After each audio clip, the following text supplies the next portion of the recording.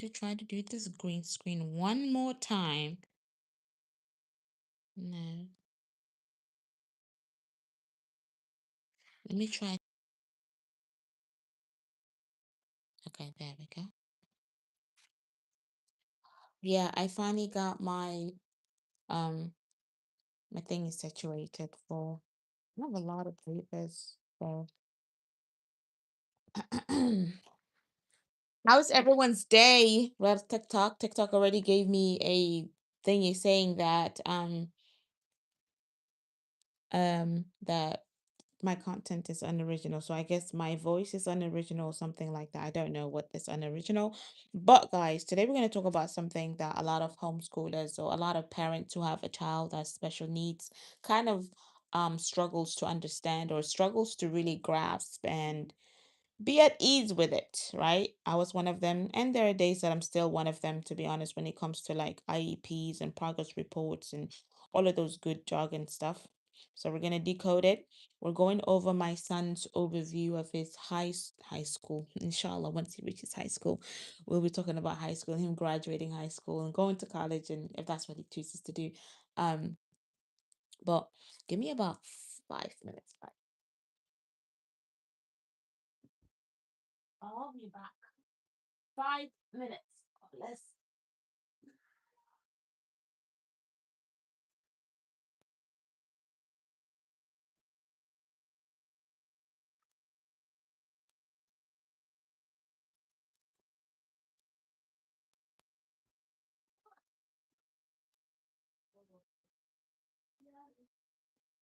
First, I can listen. I will.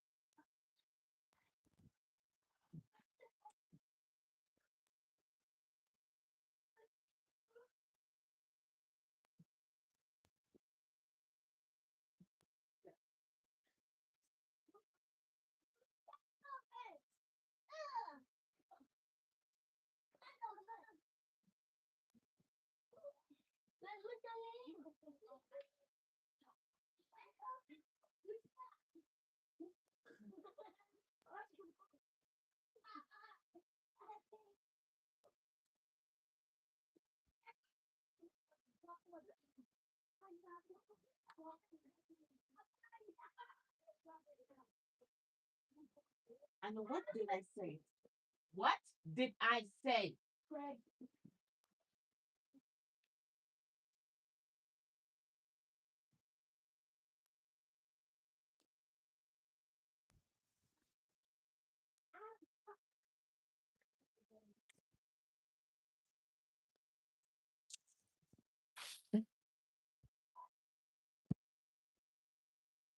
Okay, what I'm gonna do is I'm gonna end this and then restart it. But well, not this one. So Assalamu alaikum, everyone. Hello, everyone, and welcome back to our channel. Go ahead, come on in, get settled, grab a coffee, grab whatever you want to grab, water, tea, and most importantly, today, grab a pen and a piece of paper. Okay, grab a pen and a piece of paper. If you're catching this live, drop a comment below where you're watching it from. I guess that's what people say. Let me know um how your spirit is holding, especially if since we're talking about school this academic year.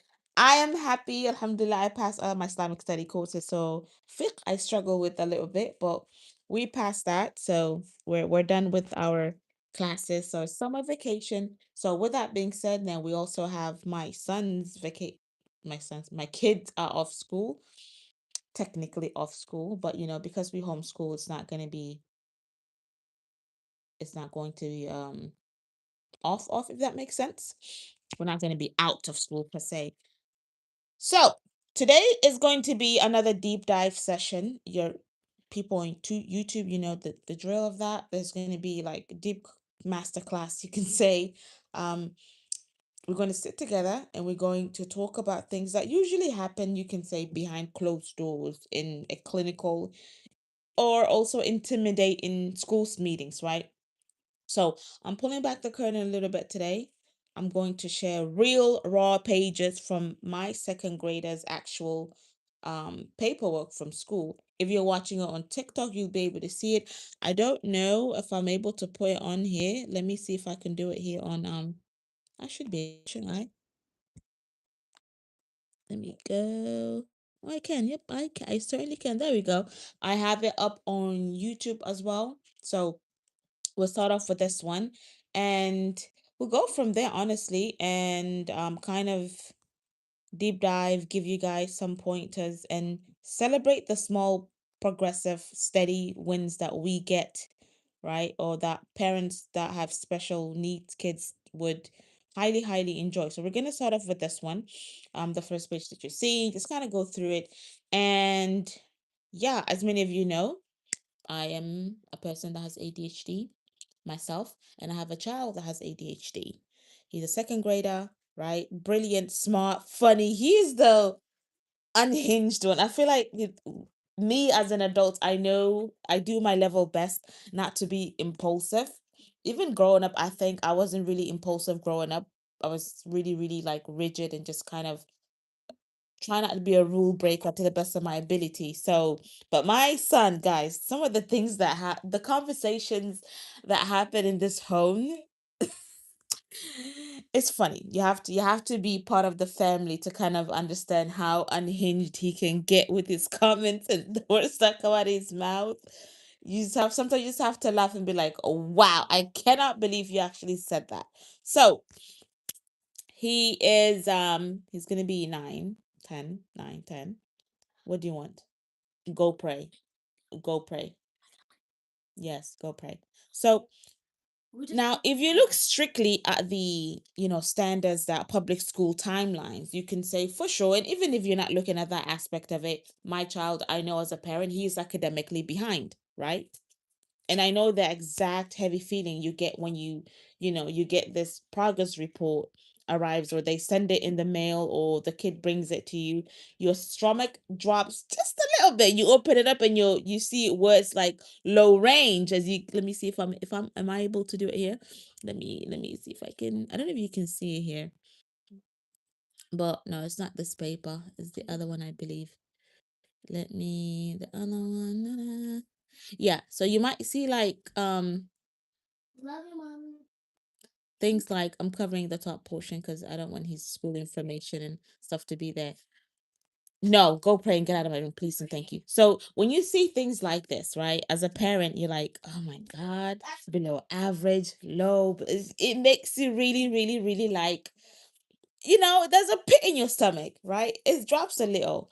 And you start to think to yourself, and immediately, or insufficient progress, or whatever the case might be, and immediately the voice of insecurity creeps up and says, you're not doing enough. Your home environment isn't working. He's falling through the cracks. You're not a good parent. You're failing your child. So today we're going to silence that voice to the best of our abilities. It's not going to go away forever, especially if you have a child that's academically behind, or if you just have a child who's really, really who has other developmental delays when it comes or academically delayed. You're gonna have those pitiful moments in your stomach, right? So now, what the school system labels as behind is very often a just a neurodivergent brain that is, working intensely to build its foundation at its own organic pace, right? We're going to look at these progress reports to the best, maybe line by line or whatever the case might be. But my main goal today is going to be translating it, right? We're going to strip away the clinical jargons like mastery points, um, near point models, and the model point prints. So you can look at your own child's paperwork and know exactly what it means in your daily life and how you can apply that in your daily life with your kids or for your child. Now, I want you to realize the immense power that you hold as a parent, okay? Right? My child receives specific targeted IEP services through the school. He is homeschooled, but for 1 hour each day, he goes to actual school to get that individualized support. The state supports this. So if you don't know that information about homeschooling and you have a special needs kid, you definitely want to take a look at your district and contact them to find out, like, hey, I am homeschooling my child, but I want to know um what resources are available for him or her that can help me help him achieve what he's capable of achieving, right? The true learning comes honestly what you do, what happens in your home with your kids, because you know your child best to the best of your ability. So when you understand how to pair those institutional resources with customized home support, you become an expert, or you become like a co-teacher. Today we're going to show you how I'm going to show you basically how his performances numbers shifted dramatically over just a few months. We're not even going to go to 2025, right? This is from 2025, right? But I'm going to go ahead and show you guys the dramatic shift and changes that happened and physical mechanics of learning, rather than just forcing him to memorize rules, because memorization doesn't work for him that well. I am horrible of memorization myself as an adult. So now, if you look directly, um, when it comes to his fine motors writing goal, the occupational therapist basically says up at the top of the page somewhere here that he copies 20 letters out of 26. Okay, and this is his March report. Let me no, not the March one. The fourth one was this 20, 20, 20. Yes, yep. Let me put that up here. I believe it's the May one, actually, not May. Mhm, mhm, mhm. Right? If you look at it, yeah. So if you look at that one, you're like, okay, you see? So with that, because I'm trying to show paperwork proof and all of that stuff, or for you guys to kind of have a point. So if you read that too fast, you might be like, okay, fine, he can look at the letter, copy it. But we're going to pause and then unpack what near point model actually means, right, in a classroom environment, because that's going to be a massive piece of the puzzle, especially when you're homeschooling a child, right? So in education, there are two primary ways the child is asked to copy information: 4 point and then near point. Now, when it comes to the 4 point copying, this is when a teacher stands, in front of the classroom, which most of us learn that way, right? Most of us learn that way. And then they write something, a word or a sentence on a massive whiteboard or the chalkboard and say, copy this, class, copy this down. Now, when you look at, I didn't have any problem growing up with it, but my child who has ADHD, and I have one, he struggles with that, right? It is a it's a distraction. So it doesn't accomplish much for him. He has to look up, track his eyes across the crowded room, isolate the text to the distant wall, hold the visual image inside his memory, which is the temporary working memory, then write that down, and then drop his head below the desk, find it, find his blank piece of paper, then physically command his hand to write it down. Now the space between the wall, the desk, it's the playground where distractions normally happens for him, right? For him, he looks up, a classmate may be sharpening a pencil, he's gonna lose his spot. They forget the letter, the shape, and their brain completely fatigues, like experiences of fatigue. So with him, that is what it means basically. If you're if you see your child's let me go back, IEP, and says is a far point, why is it not coming down? Far point copying. Now, the near point module, that one, it means the visual sample is sitting directly next to their hand on the table. So the letter A is printed right above the line and they are supposed to write it. It completely removes this visual tracking train that many kids with ADHD or even some adults, okay, struggle with that. So when our occupational therapist reports that he can accurately copy 20 out of the 26 letter from a near point model, this is really, really profound developmental insight. It tells us that his physical hand is capable of forming the shapes, but his neurological system needs a close, stable visual anchor to feel safe and successful. So knowing this, again, I don't really use walls in terms of when I'm giving any written directions at home. When we practice, the module is always right next to his pencil. So if I say, hey, you need to write your name, I've already written his name. All he has to do is copy it down the way that I've written it. Now, what is the module point or the visual prompt? What the teachers call a module point or a structured print layout is when a child isn't just looking at the plain letter, but they're giving tiny visual markers. If you looked at the video, if you're on TikTok, if you look at the previous video that I posted, like something about progress, right? It looks like whenever he's counting his numbers, you can see he's counting it with his hand, like visualizing the numbers in there.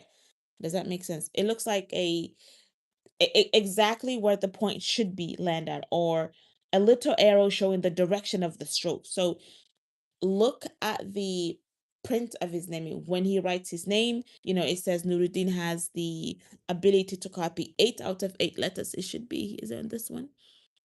I believe is, let me see. Yeah, here. Let me see if I can just make it bigger. Here's again his May report, right? You can see. However, he's consistently able to write he has the letter N reverse. There's the N reverse. That's something that we're working at home as well, right? So there's a nuance here. When he traces, he has 100% accuracy because the pathway is fully drawn out for him. It's basically muscle memory. But the moment he has to pull that spatial structure purely out of his mind, his own mind, into a blank white of paper, the spatial processing experiences a slight delay, and the lowercase n flips down or backwards. Now, letters and numbers reversals are not vision issues. It is a dynamic processing delay in the spatial orientation. If your child is flipping the letters like N, B, D, or P, which he does that a lot, right? The brain is simply walking through the mortal dimension of multi-dimensional, um, layout of the symbol. We don't correct this by erasing their work and then, having them to redo it over and over again. You basically try to redirect and tell like, hey, let's copy the way that I written it. We fix it by adding a subtle model print point, a tiny dot on their page that reminds their brain that the letter begins in a downward stroke, right? Especially if you have a little kid, even if they don't have ADHD, you're trying to homeschool them, you want to start with that process. Don't erase it right away. Have them, if they want to erase it, that's perfectly fine. But teach them like the letter starts from a downward stroke rather than an upward stroke, right? And then let's demystify the mastery point. What does it actually mean? What does the mastery point mean? Now, with that one, the mastery point through these documents, you might see like phrases that did I highlight it? No, I don't think I highlighted it.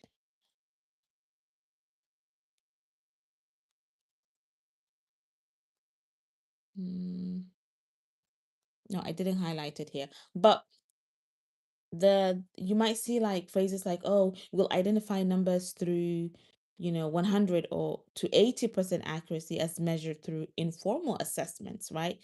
What does mastery point actually mean? In educational psychology, you can say mastery point is specific numerical threshold that proves the child doesn't just know a concept on a lucky afternoon, but they deeply own that skill across different days, settings, and energy levels. Like they know it. This is not just a fluke, right? So you might schools almost universally set, okay, their mastery points at 80% accuracy instead of 100%. And that is vital piece that parents can understand, especially immigrant parents, okay? Right? The education system is built on a 20% margin into mastery point because they recognize that the human error, neurological fatigue, and ADHD attention dips are real variables. So if a child can hit 8 out of 10 times consistently, you can say they have achieved their true quote unquote operational mastery, right? If you look at my son's progress report, is it on this one? Oops, see, I can't use this properly. Let me just leave that the way it is. But oh, I've not been changing this one, have I?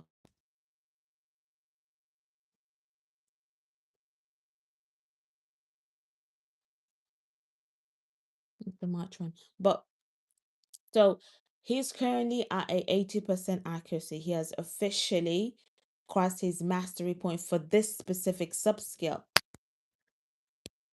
Okay. Addition to 10, he has an 80% accuracy. Another massive victory where he claimed mastery. Now, identifying numbers 1 through 50, I believe it should be on this one. If not, maybe it's on the next page. Let me see. No, not that one. Can't remember what page is going to be on, but he's currently using or sitting at 60% accuracy. He hasn't reached the mastery point yet, but look at the trajectory. He's climbing steadily a mountain. He's making his progress, making his way where he's supposed to be at eventually, right? And when you look at the paperwork through the lens of mastery point, it stops looking like a pass or fail judgment sheet on your parenting. Instead, it's a transformation. It transforms into a beautiful, clear, objective dashboard showing you exactly which cognitive tracks are completely locked in and exactly where we need to spend our gentle focus on to get that child to proficiency, to get that child to mastery level, right? So now, how did he reach that 80% mastery in addition goal? The teacher writes it right. Currently, he's working and using Touchpoint for adding, you know, to 10, which is helping him solve addition problems. I believe, I don't know if I have that here. Do I have it? But it's on his May progress report, right? So what is touch point? Because if you understand that, it might make things easier, especially when you're doing it at home. Touch point is basically a specialized multi-sensory math method, often known as touch math. See if I can find it here. Yeah, I can't spell either. Touch math. And this is the actually paperwork that he actually gets. You see these? You see these? How this is shaped? Basically that, right? So um instead of forcing the child to stare at an abstract number code like, 4 and perform mental gymnastics, Touchpoint basically places the physical tactile dots directly onto the body of the printed number. And he actually has paper that we can take here. Can I show this here? Let me take the green screen off. Yeah, here. YouTube people can see it. TikTok won't be able to see it, but you can see here, this is like the touch point math right here, right? Like that. Gives them that visualization, like, oh yeah, this how we do it. It makes it easier instead of make the number one has to have a single dot at the peak, right? That's one. The number two has dots here, as you can see here. That's two, and that at its base. The number three has three dots. One, two, three. You get what I mean? Basically, this is the touch point, right? The number and so on. So when a child looks at the equation 4 plus 2, 6, he knows that. He's going to say 1, 2, 3, 4, 5, 6. And if you look at the previous video that I posted on TikTok pertaining to this, I show you guys. So he basically is doing this in his with his hands, right? Touch point. An ADHD brain can easily lose tracking or drift off, but with touch point, they take their pencil physically and tap on the dots of the number, anchoring the focus and giving the hands a concrete way to count, which he does. As you can see, these numbers are like there's a 7 transposed, right? So look at what happens when the school introduces physical anchor. His math tracking basically stabilized up to a gorgeous 80%, mastery level. You guys saw the progress report. It shows us the logical, like his brain understands logical concepts, right? Or of addition flawlessly. He simply needed a physical tool to protect his attention span from wandering mid calculation. This is the beauty of the touch point that he does. He has. So the CV is another way. This is not touch point, but well, it is touch point actually, but this is with blended words to blending the words and stuff. You see that? Anyways, but that's one of the things that you want to understand when it comes to touch point, and you might want to try this with your child who has ADHD or low attention span or just struggling with math. Well, why am I showing that? This one. There's another example of the touch point paperwork here. See that? You see the touch points in here? So it's definitely something that you want to take into consideration as a parent, whether you doing whether the you're homeschooling or not. There's a great way, even for your preschooler that you're trying to prep for kindergarten and stuff. This would highly, highly, highly help. You can actually just do this instead of showing the pictures like that. This is much better and clearer, right? So that's the touch point. And then the MDT data, this is one of the things that when it comes to homeschooling, you basically would see here. This is one of the things that you guys saw on the first thing that I showed you guys. Okay. Let me see if I can show it to people on TikTok. Let's go back. Now let's go here. I'm gonna explain a little bit about the MDT data and what this actually is or what it means or whatnot, right? Now, this is a whole pages from 2025, just building off of it, right? This is It stands for multidisciplinary team evaluation. And here's what the list of standardized scores and percentiles. When a mom, you look at this report, right? I'm looking at here, it says, low, right? His reading comprehension is low. You're like, oh my God, you're not good about it. Like my son is very, very slow, right? You might have like those gut feelings as a parent, which is what is going on? Which is completely normal, it's you're a parent, right? And then the comprehension is below average. So you're like, ooh, my son is really, really, really, really below, right? And then the numerical operations percentile, it is below average, right? And then writing expression is the first percentile, so that's low. So it, and I'm going to be completely transparent, right? When you see percentile or a second percentile printed in black and white, your child, and then you look at your kid, you're like, oh my God, and that, you're like, as a parent, okay, your heart just feels like, oh my God, you know, it feels like, it makes you feel like the gap is too wide to ever bridge together, too wide, right? But for me, I'm going to give you a profound nuances behind how these clinical standardized evaluations actually are generated.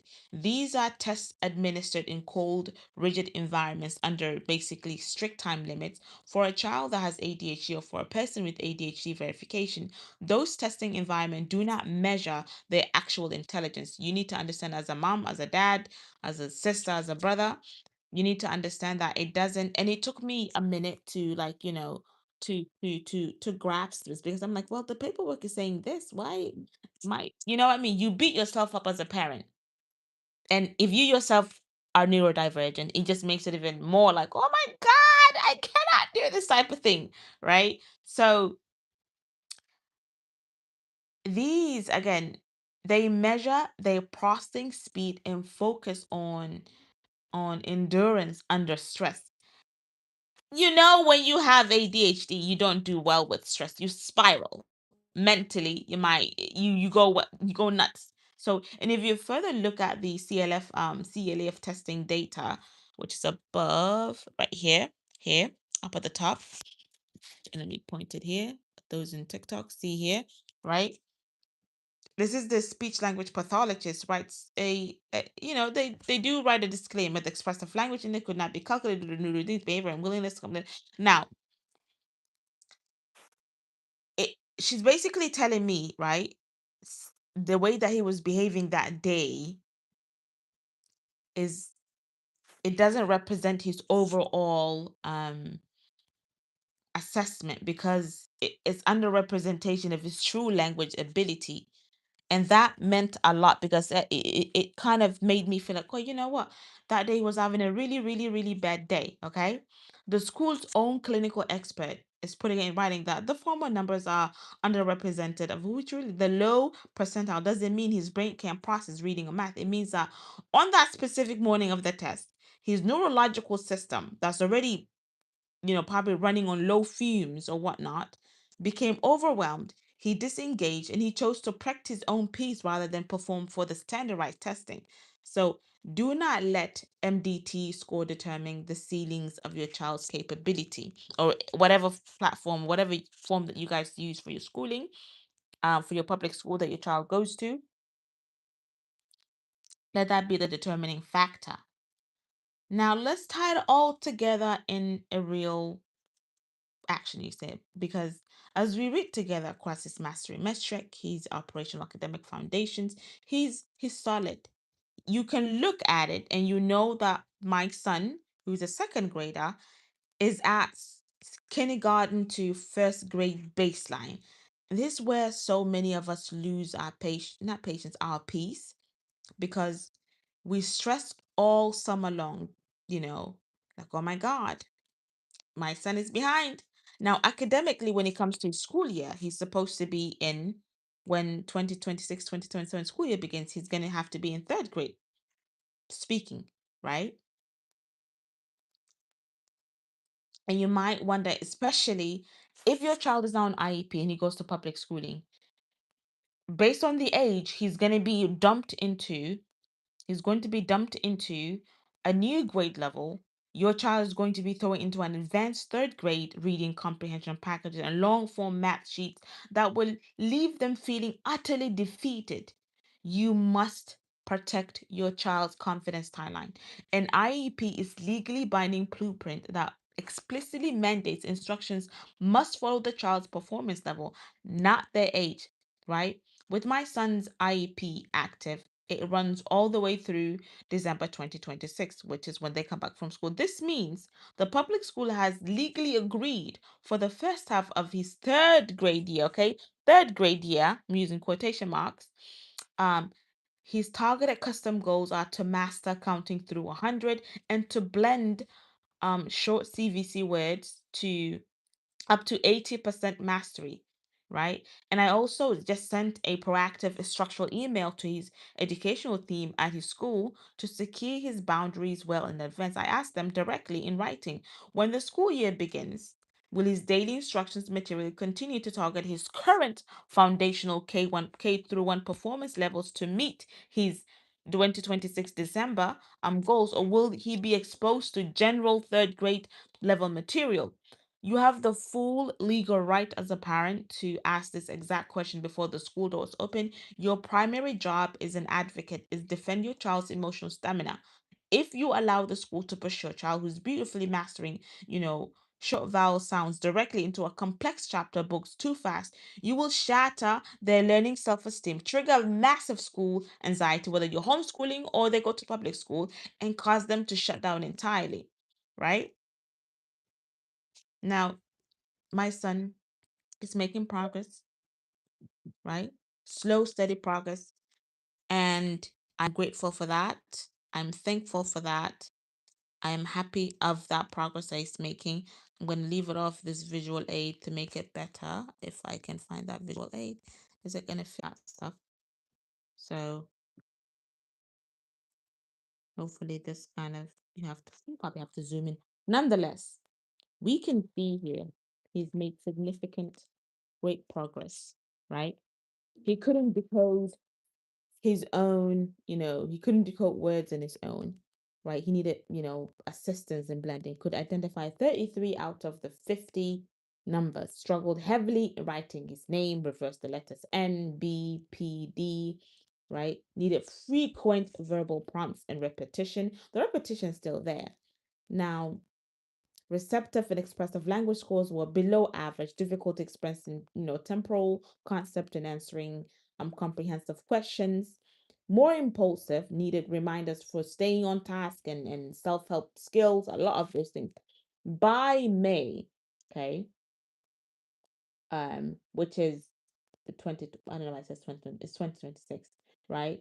He's decoding independently with 65% accuracy, reading CVC, I words with 55% accuracy, identify his numbers 1 through 50 with 60% accuracy, right? Counts objects to 20, um, what else? Traces 26 out of 26 letters, copies 20 out of the 26 letters from near-point model. We explained what a near-point model means. He writes his names accurately 7 out of 8 times. Okay, that is a clap that he deserves. Um, so there is improvement in his following directions, less impulsive behavior. He benefits from, shortened directions and improved breaks.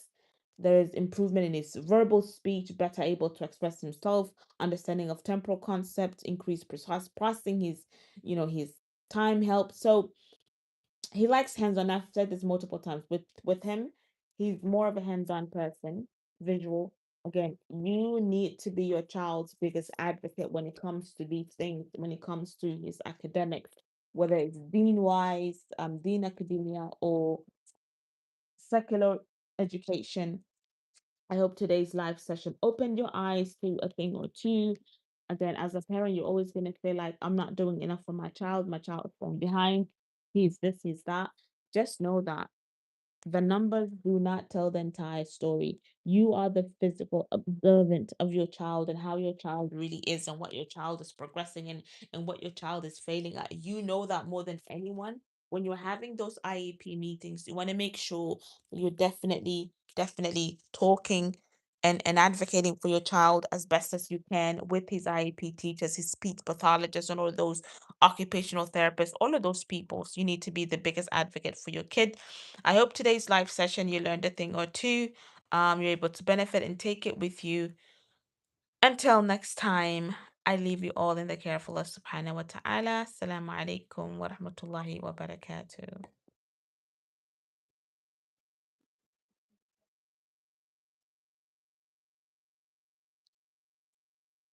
And people on YouTube, thank you for tuning in. Comment below what you feel like what you feel like you gained from this live session today. If there's anything that you gained from what is a takeaway. And yeah,